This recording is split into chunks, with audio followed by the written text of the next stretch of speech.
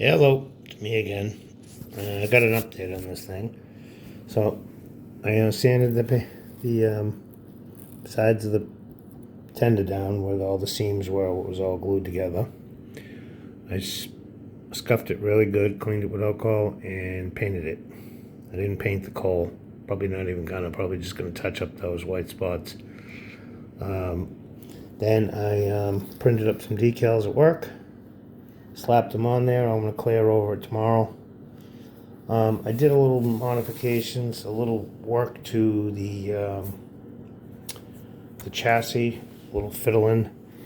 This motor here, I grinded down more of the plastic and dropped the front of the motor down into the frame where it's just almost hitting the back part that's articulates to change the angle of where I have this set up, and it made a big difference as far as performance goes.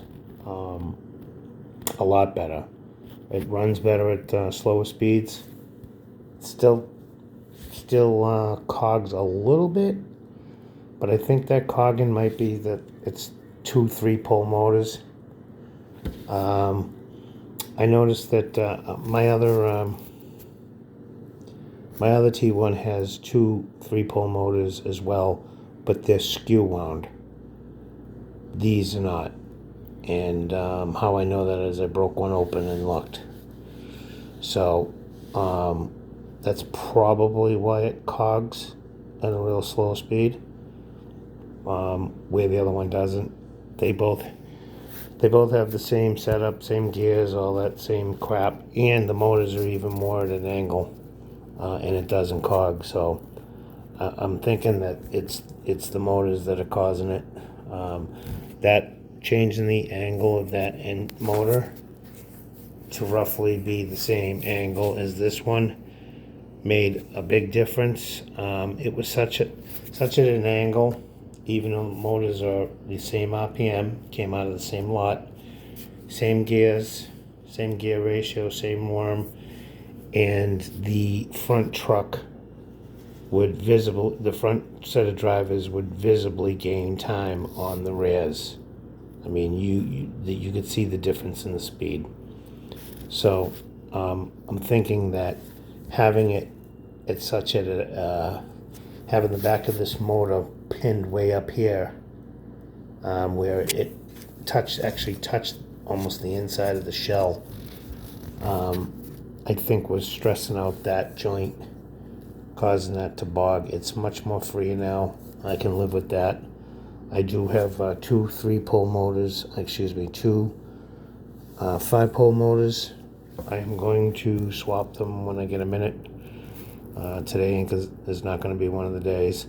If you're wondering why there's masking tape wrapped around the motors, it's that so I can glue them in and break them free. Where the masking tape is taped to the motor, I could snap the glue free.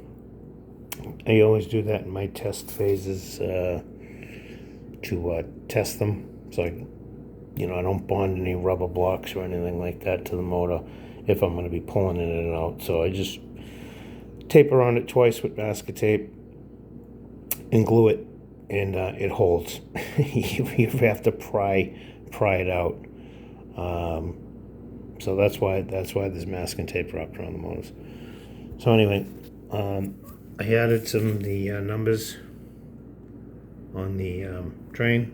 I printed those that color and plotted it out, and I put a decal on the front, and obviously the number on the other side. This obviously the same side. So that's that. Anyway, I'm gonna clear it tomorrow. I added this little piece here because I had made this too shallow. It wasn't wide enough. So I just added that piece. You can see the line. It's not perfect, but it's homemade, so who really cares? I still have to paint the deck red or burgundy and add the details. I'll do that at some point.